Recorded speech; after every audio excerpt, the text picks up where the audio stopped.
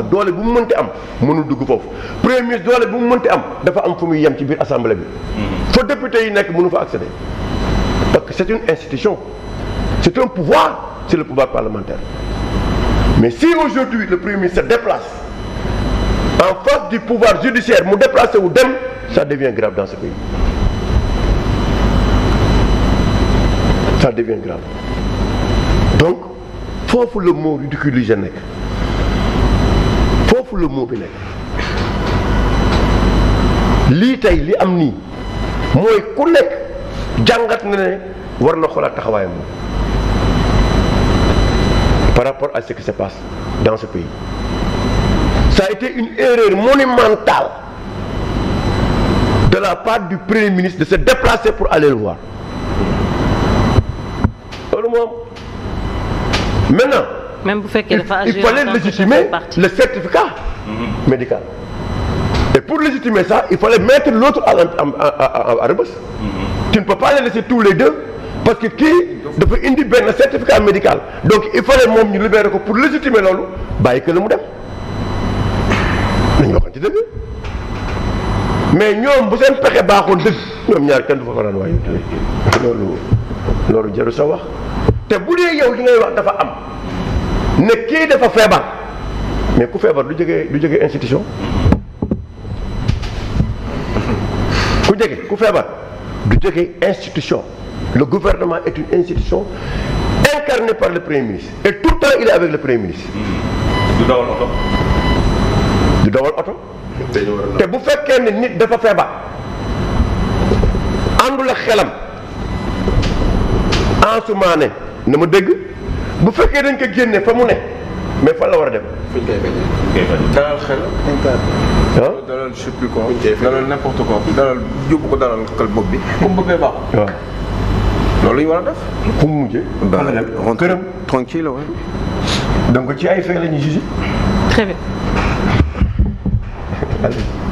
Bachir kañ la ñuy dund ba justement que ñu mën a nekk wala perception boobu ñu am ci justice mu mën a dañ concrètement ñuy dund réellement la séparation des pouvoirs.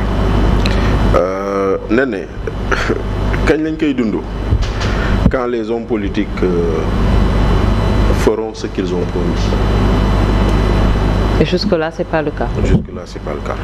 Quand les hommes politiques feront ce qu'ils ont promis, yaakaar naa ni bu boobaa li ngay wax noonu dañ ko dund ndaxte justice de façon globale elle fonctionne, de façon globale elle se déroule, mais il y a des faits et des cas yoo xam ne à part desquels da ngay am une appréciation boo xam ne mooy indi li. Parce que moi j'ai toujours refusé qu'on dise que la justice ne marche pas. Oui, parce que Bachir Fofana, qui est un homme célèbre, a un problème avec. Il y a énormément de cas derrière yoo xamante ne ñu ngi koy traiter normalement. loolu aussi dañ ci war a tenir compte. Au Sénégal, il y a 45 départements. Il y a un tribunal au moins dans chaque département. saa yu fa nit xëyee ñu ngi joxe ay actes. nit ñi ngi dem ñu ngi fay wuti casier judiciaire ñu ngi fay tas ay mariage ñu ngi fay yeneen ak yeneen donc réduire la justice au cas politique. C'est réducteur en termes d'appréciation. Man, ça a été ma position d'hier, c'est ma position aujourd'hui. Elle ne change pas. Mais par contre, cas yooyu noonu ñu war a tax ñu taxaw nag boo ci taxawee da ngay dellu si lu ñu waxoon démb. da ngay dellu si lu ñu digoon. pour nga comparer lañ ñu waxoon ak lañ ñu digoon ak lañ nekk di def. dellul ci programme Diomaye président. dañ ñoo ne couper le lien ombilical la ñu bind couper le lien ombilical entre le parquet et le ministère de la justice amagul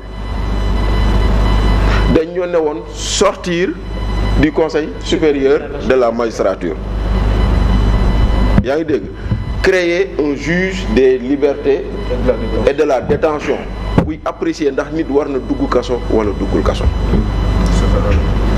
tey rek gis naa benn activiste bu génnee benn poste boo xam ne Diomaye moo ko bindoon en 2020 ou quelque chose mu ne magistrat yi ñuy former dañ leen war a yóbbu stage Rebeuss pour ñu xam lan mooy paquetage comme ça balaa ñoo yóbbu nit kaso ñu xalaataat ko tey rek gis naa ko génnee publication boobu donc c'est dire que lañ ñu waxoon buñ ko defee rek kenn du am problème mais pour le cas précis bi ñuy wax nii il est bon au-delà de tout ce qui a été développé ici man dama ko wax parce que dama leen ne ça c'est une forme de pression sur la justice te nag Diomaye moo ñu ne il faut mettre la pression sur la justice. Le 5 avril 2025 ba muy jàkkaarloog journaliste yi mu ne il revient au peuple de mettre la pression sur la justice moo ko waxoon. Ce qui ne se dit pas. Et ce qui ne se dit pas. Un président ne devrait pas dire ça. La justice dañ ko war a bàyyi ci teewaayu bakkanam mu àtte ci teewaayu bakkanam.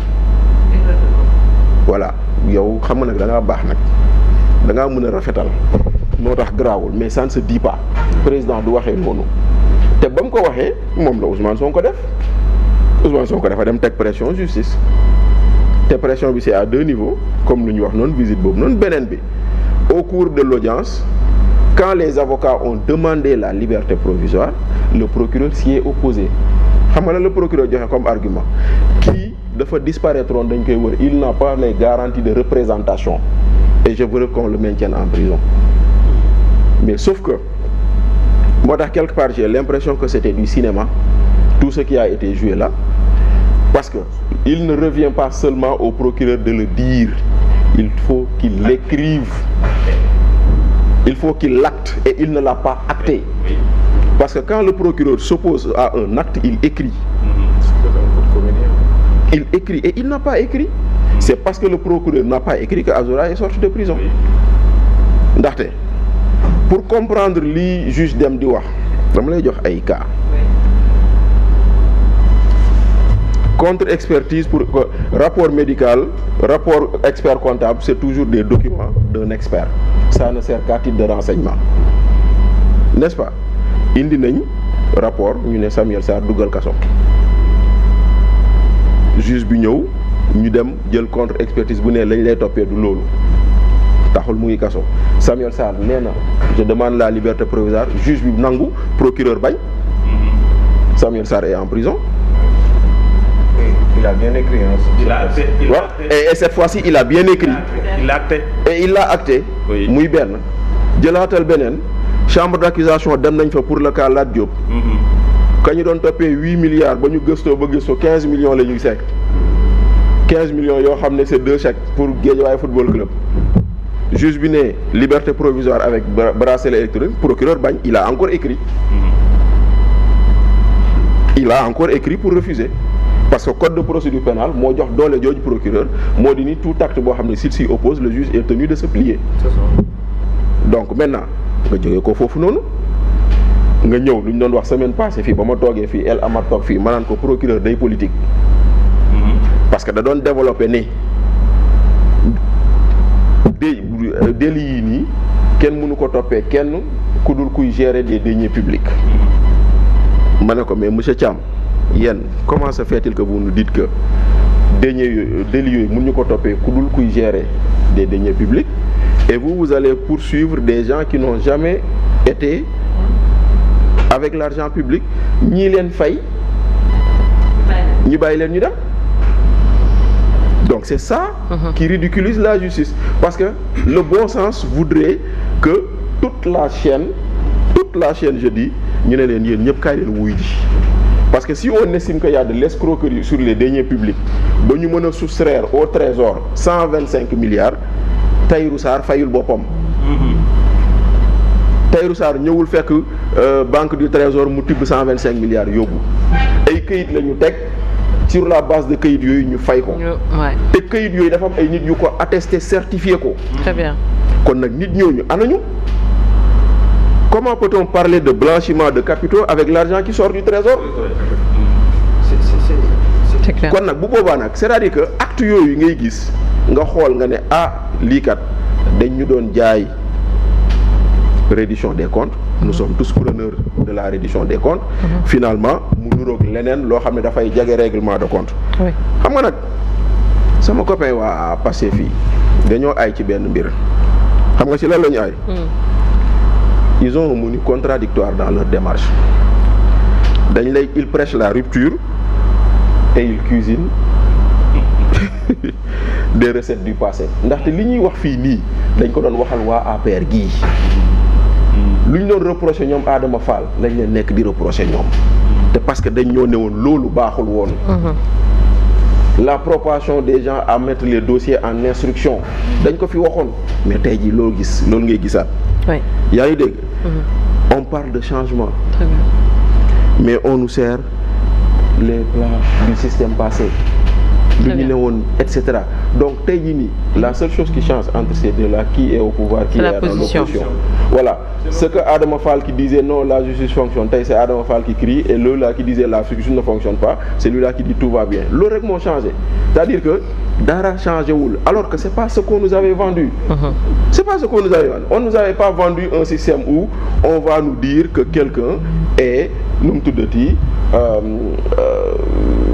liberté provisoire procureur bi opposé wu et pourtant dellu leen ginnaaw quand le même procureur s'était opposé ou avait fait un recours contre ses leaders on avait dit mais pourquoi muy def recours loi moo ko may mu def ko ñu ne lu tax nga koy def mais maintenant toutes les personnes sur lesquelles le juge a donné un acte qui est contraire à la position du procureur on a vu le procureur a écrit pourquoi bii defu ko Très bien. Voilà la question. Alors Ali, au fond rien ne change en fait, c'est les mêmes pratiques, les mêmes choses. ñoom ñoo nekk di ñëwaat. Vous êtes d'accord avec Bachir? Oui. C'est-à-dire que en réalité boo gisee sax affaire bu gën ma metti c'est parce que ñi nekk fi tey ñi ni dañu waxoon ni ne rupture la